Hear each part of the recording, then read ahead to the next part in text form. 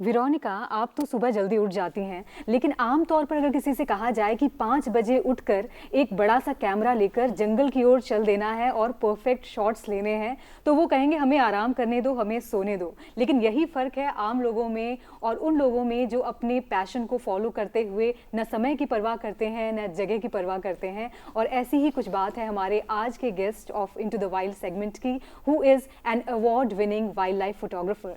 Let's welcome Sameer Sachdeva.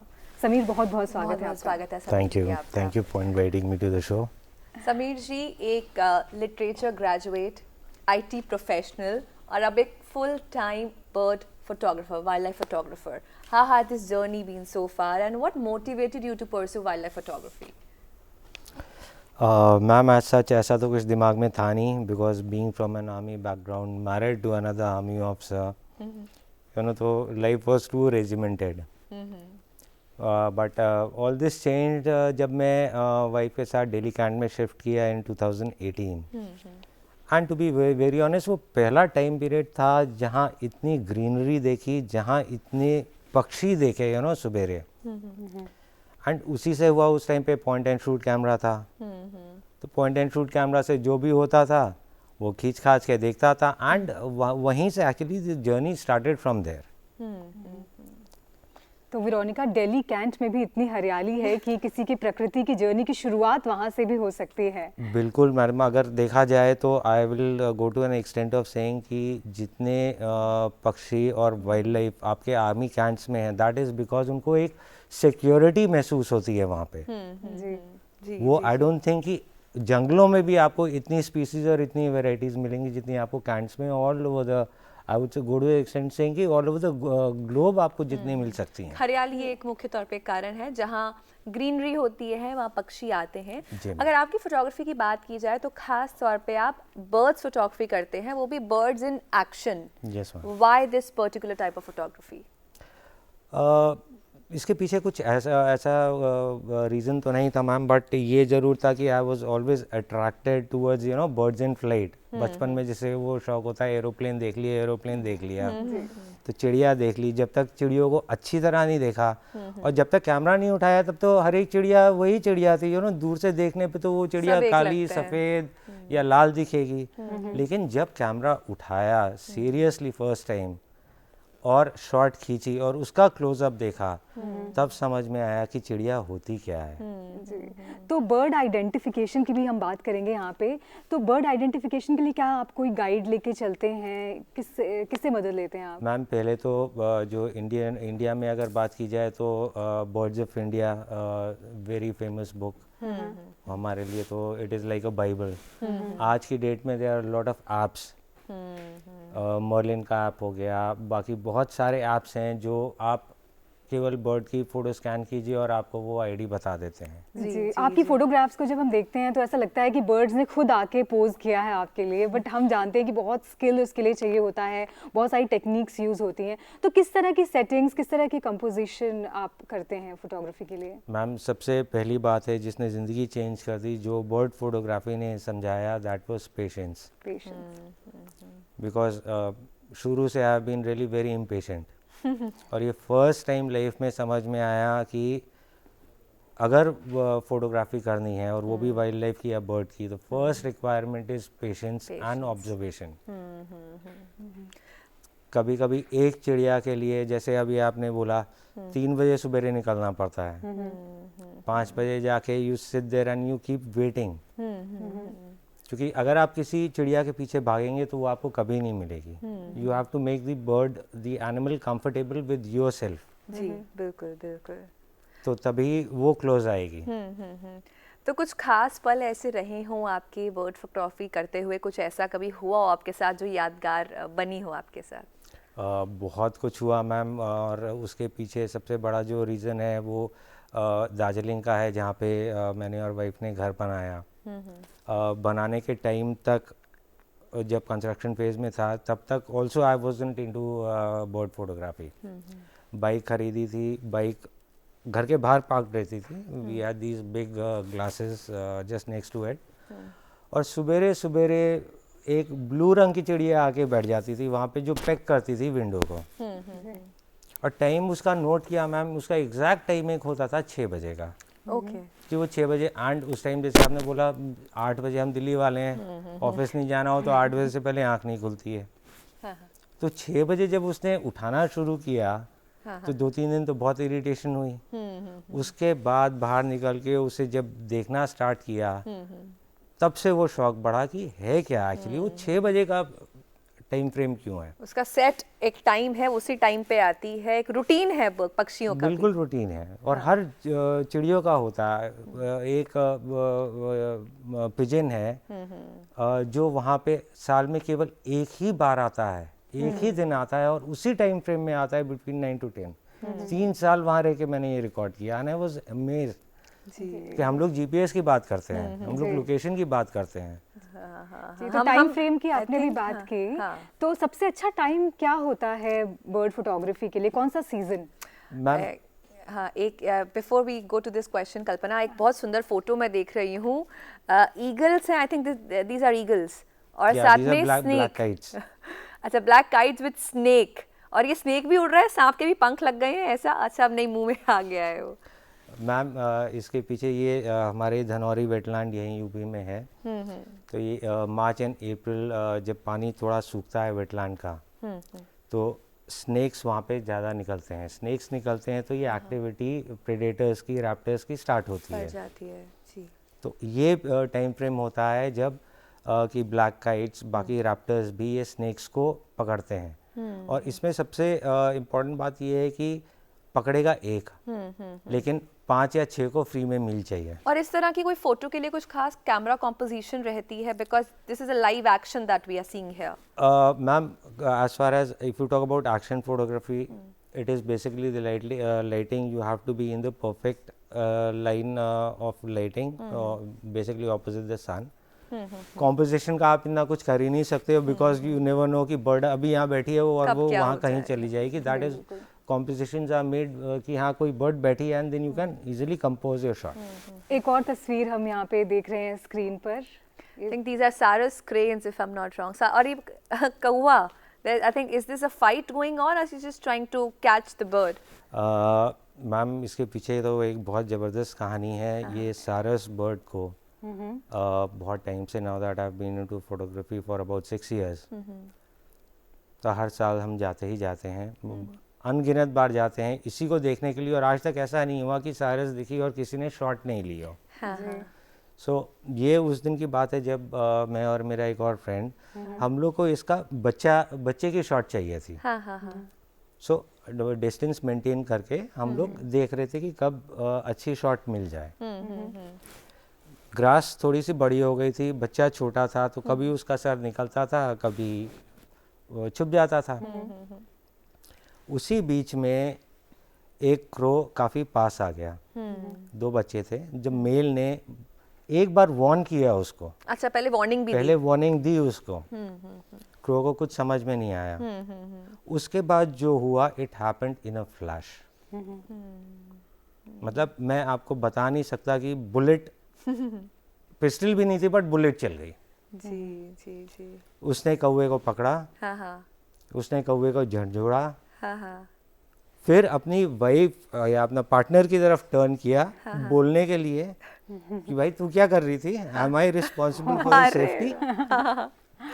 Wife ने भी 1-2 चाटे मारे, लेकिन उसके बाद उसको छोड़ दिया। सारस जो है मैंने कभी इतने वॉयलेंट मूड में आज तक नहीं देखा, क्योंकि जब भी देखते हैं रोमांस करते हुए, डांस करते हुए, यू नो, या फीड करते हुए, ये फर्स्ट टाइम था।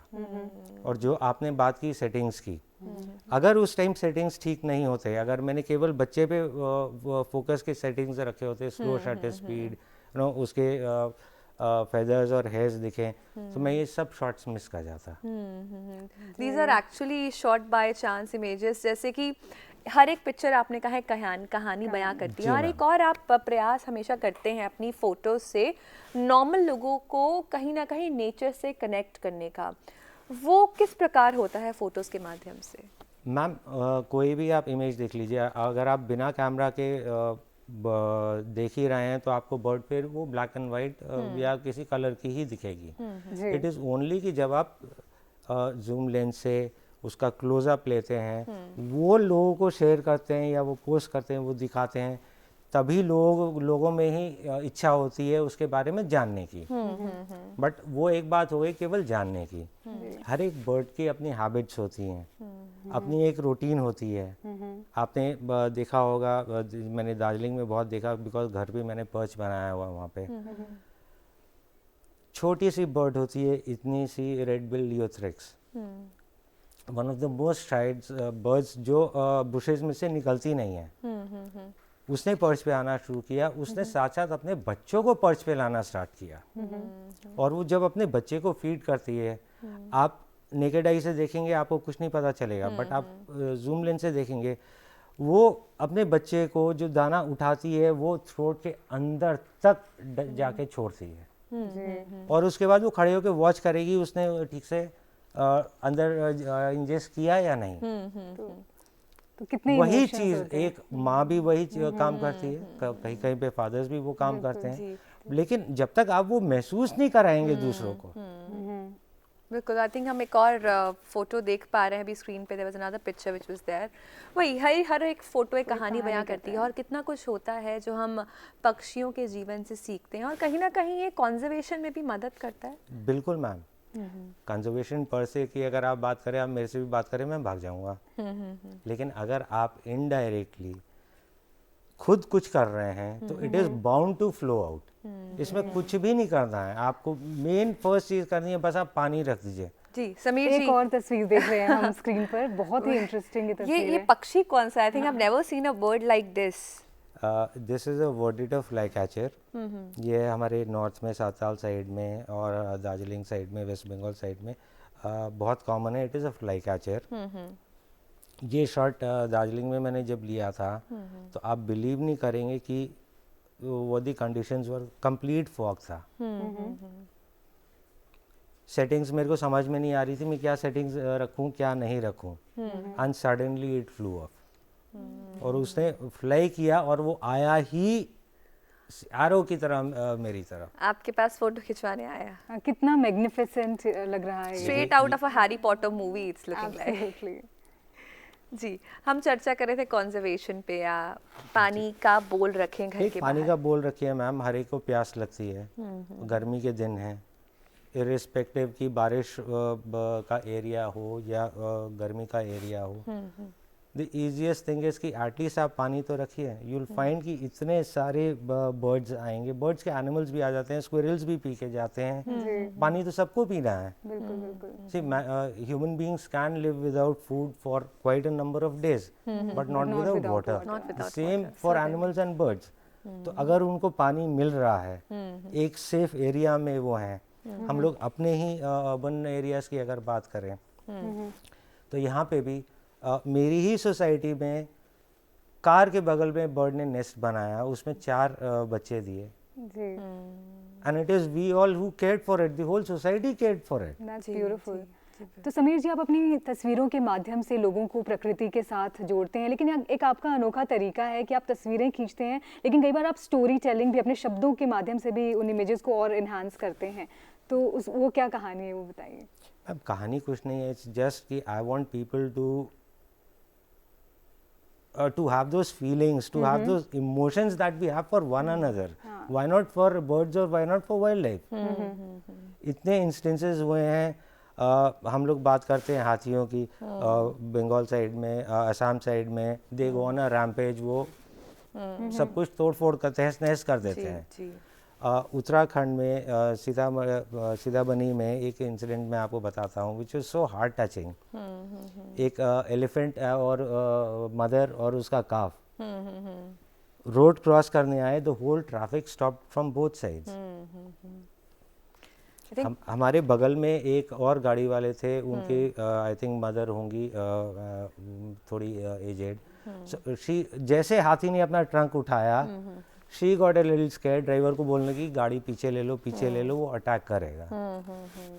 But it was the total opposite. वो हाथी ने अपना trunk to salute, to thank all of those people who had stopped and allowed her to pass. I think there's some connection which is missing, and I think the work that you are doing is actually commendable for making this connection between the people and the nature. अगर हम बात करें award winning pictures की, तो क्या कुछ लगता है एक फ़ोटो को अवार्ड विनिंग फ़ोटो बनाने में, क्योंकि आपने कई पुरस्कार जीते हैं इसी क्षेत्र में और आप ज्यूरी मेंबर भी रहे हैं? ऐसा तो आई डोंट थिंक कि ऐसा कुछ स्पेशल किया मैंने, but yes there have been a lot of people, and photography एक ऐसी चीज़ है मैम जो आपको कनेक्ट करवाती है लोगों से जी, और एक रिश्ता बनवाती है, लाइफ लॉन्ग रिश्ता जो आपको नॉर्मल लाइफ में नहीं मिल पाता है। तो ऐसे बहुत सारे लोग हैं, उनमें से कुमार क्रांति प्रसाद हैं, इज़ अ वेरी सीनियर जज in Jharkhand, as well as others from Delhi also, you know, who motivated कि समीर जी आप पार्टिसिपेट तो करो, आप स्टार्ट तो करो। And it was all about, you know, like देखिए पोस्ट तो हर एक कोई करते हैं। Then it came to a point कि आप मेरे को जानते हैं, you like my photos, but where do I start? See if you come to a common area, तो आपको ये तो पता होना चाहिए कि unknown people, if they start appreciating your photo, that means yes you are somewhere. जी जी जी। और तो उसका भी एक टाइम फ्रेम था, हो गया, it's over now as far as competition everything is concerned, it's just about enjoying nature to the absolutely, I think that's the most important thing. और एक और बात आपने जो बहुत प्रमुख बात है कि जब कोई पिक्चर कि वो इसको देखता है और उसमें भाव महसूस करता है, इमोशंस महसूस करता है, I think that's what make the pictures N award winning picture. बहुत बहुत धन्यवाद समीर जी आज हमारे साथ जुड़ने के लिए और इतनी सुंदर सुंदर फोटोज हमारे साथ साझा करने के लिए। बहुत बहुत धन्यवाद। और आप प्रकृति के साथ ऐसे ही आगे बढ़ते रहिए, प्रकृति हमें भी इसी तरह प्रकृति से रूबरू कराते रहें।